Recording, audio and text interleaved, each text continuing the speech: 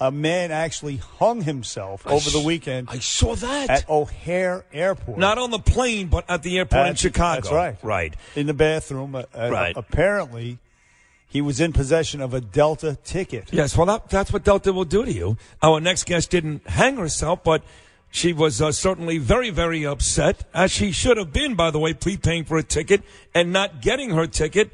And with this lady, if you F with her, you're going to have to deal with her. That's right. It's our dear friend Ann Coulter to start the third and final hour. Good morning, Ann. How are you? Good morning. Well, not as bad as being hung or that flatulence driving me from a plane, but I would think something that it would be easier for an airline to accommodate, not to be rude to their customers. Well, tell us the whole thing from the very beginning. You purchase this seat to get more leg room, more foot room, whatever it is, for an extra $30. You're expecting to get into the seat, and what happened? $30. I want to start and stop you right there. All right. This snippy thing by Delta. Oh, we'll give you the $30. No, it's not the $30. Yeah, I went online. I took a lot of time. I fly a lot. I game it out. I picked the exact seat I want. And by the way, I explained all of this to Delta in the very first communique with them. In addition to my Twitter feed, I didn't hold anything back. I just wanted to tell them honestly what happened. I even ran into a friend of mine the 90 minutes I was waiting outside the gate when, they could have called me up and asked if I'd be willing to switch seats, but did not. And he offered to bump me up to first class with him, but I said, no, I have a great seat. I have work to do. It's an aisle seat. It has more leg room. I could quietly sit there and get my work done, though it's really no one's business. That was the seat I chose and took a lot of care in choosing and reserving that seat. And as I'm boarding, the gate agent snatched my ticket away, handed me a little slip with a different seat, and said, we're switching you. I said, why? And she said emergency. I don't know if she meant emergency row or if she was lying and claiming it was an emergency, but I had, 200 people in line behind me, so I wasn't going to do anything about it. I just go onto the plane and, there's my seat, completely empty. Whole row is empty. So I sat there. Usually if people don't care, and if it's not the seat they booked, they'll just take whatever seat. But the woman came back. And when I was there, and other people had done that, taken other seats, so the stewardess came and asked to see our tickets, and I said, well, this is the seat I booked, but the gate agent took it away from me and told me to move, gave me this ticket for another seat, but I don't want that seat. I want this seat. And she said, no, you have to move. And I said, why? And she said, I don't know. And that's basically it. Oh, except then when of course, their Wi-Fi wasn't working because they don't want passengers to be able to tweet about how they're being treated. And then it's just been first niceness, then snarkiness, then lies from Delta.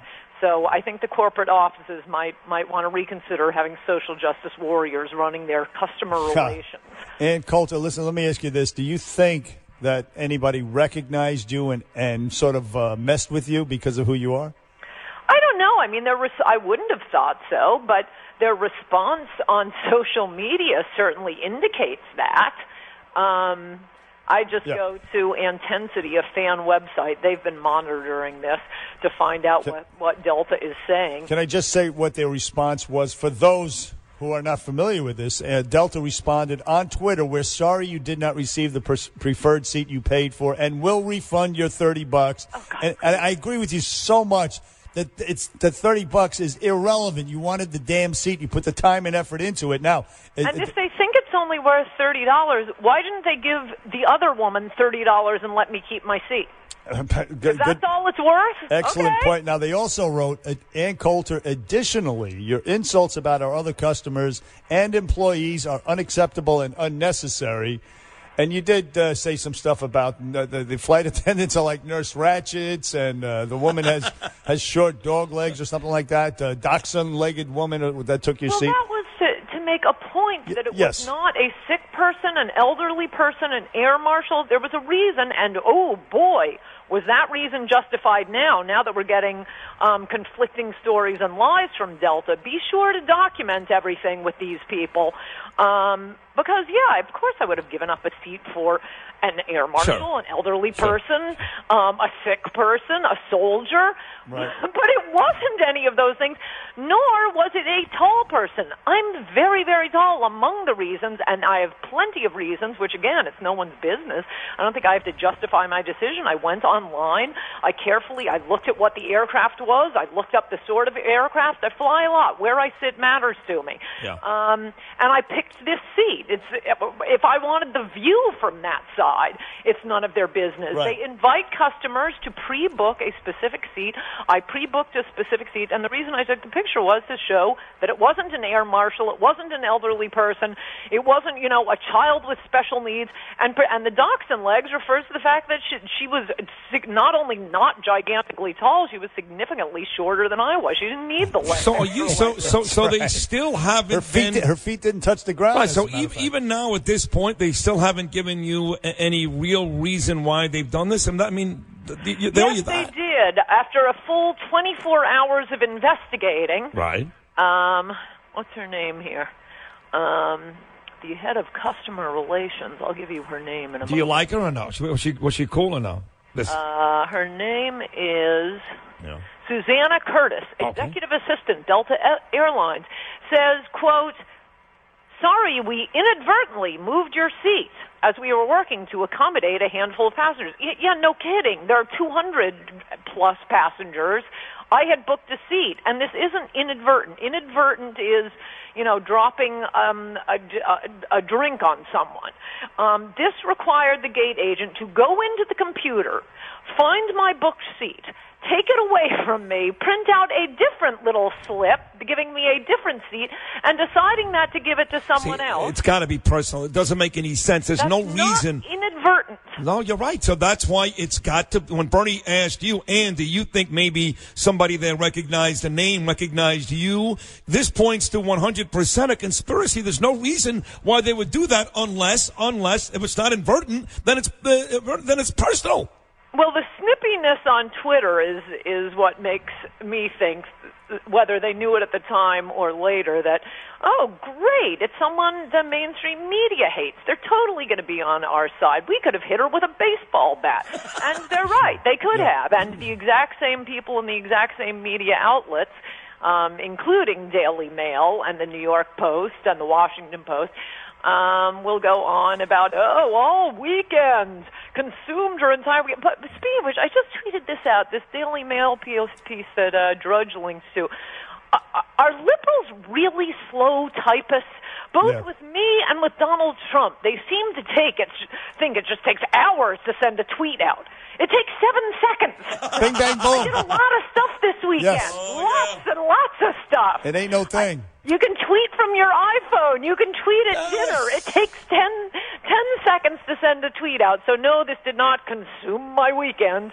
All right. So, Ann, listen, you know what it also could have been, and we'll never know. Maybe somebody, the passenger in question that took your seat knew one of the employees. They were doing her a favor, something like that. However, the point is that what you're doing here is sort of like a class action bitch, a class action tweet storm. It happens to people all the time, and none of it gets noticed. Nobody pays attention to these people because they're really nobodies.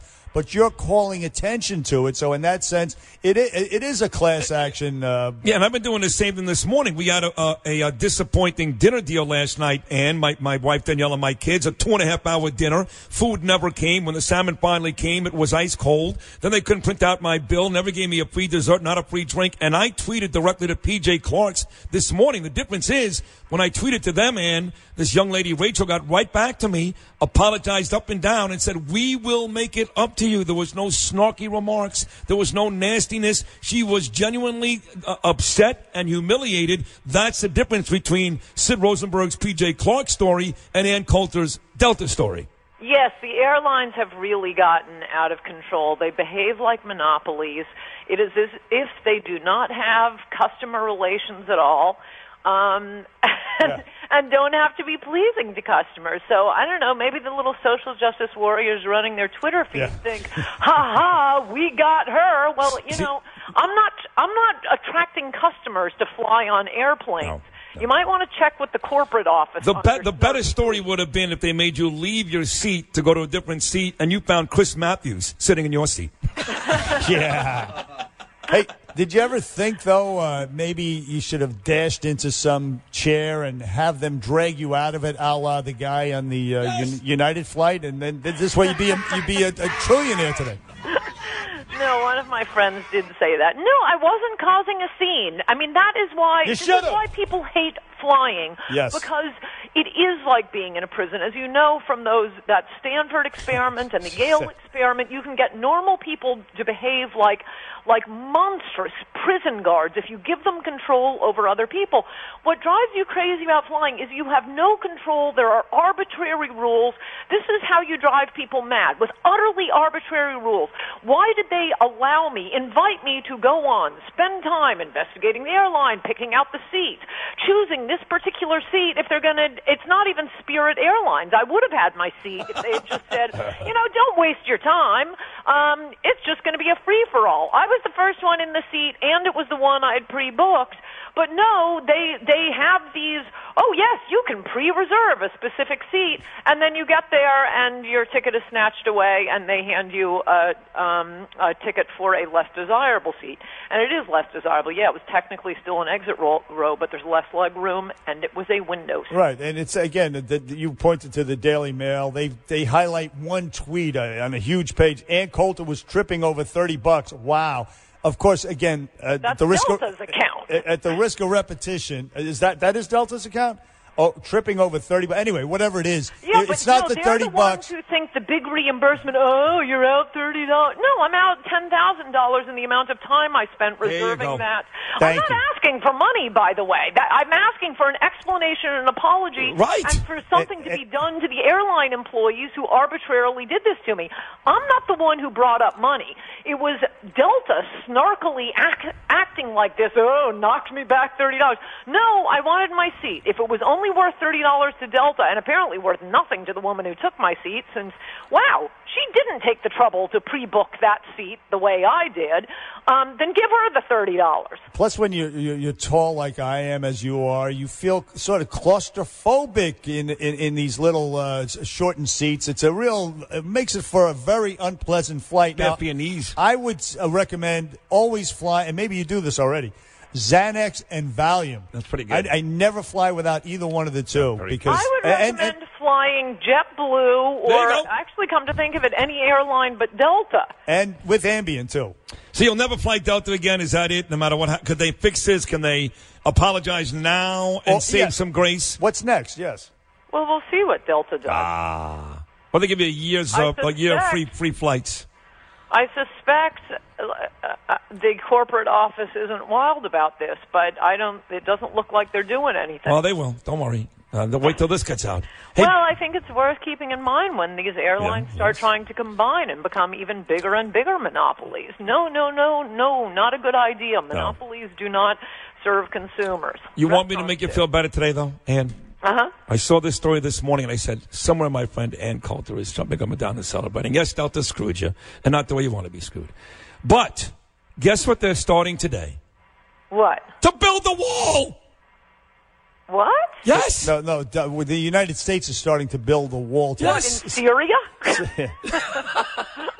The wall's getting built is the point. Yes. Is the upshot. So hearing that a long time. Unless ground is being broken today, that's a fake headline. All right. Well, listen. Take solace. It's going to be trying built. to make you feel better. I don't know. It's going to happen. Look, Delta sucks. We all know it. And yes, they didn't treat you right. And I wish the hell you were dragged off kicking and screaming, because then you would be a trillionaire by the time this is all over. But Ann Coulter, thank you for sharing your story here on the Bernie and Sid show. And let us know what happened. Are you going to sue? Let me just ask you straight out. Are you going to sue? I hadn't really thought of it. Like I say, I wanted an explanation, an apology. I wanted them not to do this again to me or other customers. But the way they treated you afterwards, in the aftermath, really makes it so much right. worse. That's a lot of mental distress, and they were just shaming you. I wouldn't overestimate. No, I would. You want to get paid? You're right. Let's overestimate. Pain and suffering. It's They're been killing horrible. you. Yes, Ann Coulter.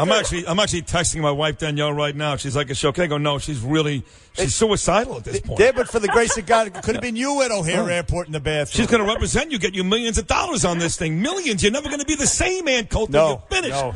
Oh, in that case, I'm hiring your wife.